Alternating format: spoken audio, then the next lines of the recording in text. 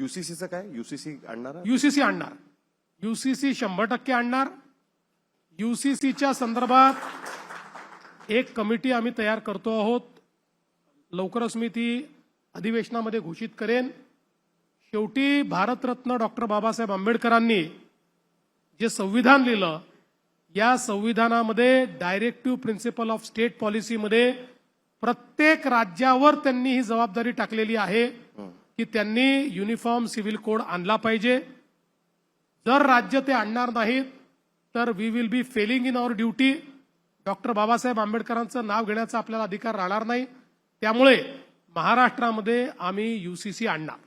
आणि उपवर्गीकरण ज्याच्याबद्दल तुम्ही उपवर्गीकरणाच्या संदर्भात सर्वोच्च न्यायालयाने निर्णय दिलेला आहे.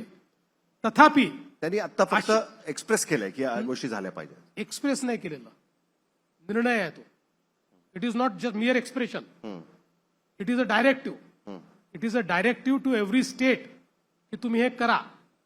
पण महाराष्ट्रामध्ये आपण ती एक्सरसाइज सुरू केली, एक कमिटी केली, कमिटीचा रिपोर्ट आला. तो रिपोर्ट आल्यानंतर त्या संदर्भात खूप लोकांचं काही काही म्हणणं आहे. जेव्हा सामाजिक प्रश्न असतात त्यावेळी सामाजिक प्रश्न हे जास्तीत जास्त लोकांना सोबत घेऊन सोडवायचे असतात, कन्सेन्ससनी सोडवायचे असतात. त्यामुळे आमचा प्रयत्न असेल की या संदर्भात जोपर्यंत एक वायडर कन्सेन्सस निर्माण होत नाही तोपर्यंत आम्ही लोकांचं म्हणणं ऐकून घेऊ, त्यांच्याशी चर्चा करू. आणि ती आता त्या संदर्भात एक कमिटी आम्ही तयार केलेली आहे.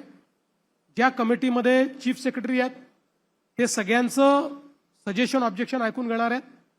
सगळ्यांचं म्हणणं ऐकून घेतल्यानंतरच त्याच्यावर निर्णय होईल. पण तुम्हाला लागू करायचं आहे ते नाही, कोणाला त्यातनं एक्सक्यूज नाही. सुप्रीम कोर्टाने दिलेला प्रत्येक राज्याला तो निर्णय आहे. जसं मी सांगितलं, पण हे फक्त एससी म्हणजे एससी रिझर्वेशन मध्ये पण होईल की ओबीसी आणि हे पण करणार? सुप्रीम कोर्टाने आता फक्त एससीला दिलाय. ओबीसीचं तर महाराष्ट्रात ऑलरेडी आहे. ऑलरेडी उपवर्गीकरण झालंय. NT, VJ. नाही, पण लार्जर ओबीसी ह्याच्यामध्ये नाही, हे उपवर्गीकरण आहे. पण आता सर्वोच्च न्यायालयाने फक्त एससीचं वर्गीकरण आपल्याला करायला सांगितलेलं आहे. त्यानुसार कर्नाटक राज्याने करून ते घोषित केलेलं आहे.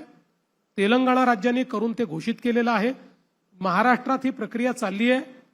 लोकांच्या मनामध्ये काही शंका कुशंका आहेत, त्या शंका कुशंका दूर करू, सगळ्यांना सोबत घेऊन हा निर्णय करण्याचा आमचा प्रयत्न असेल.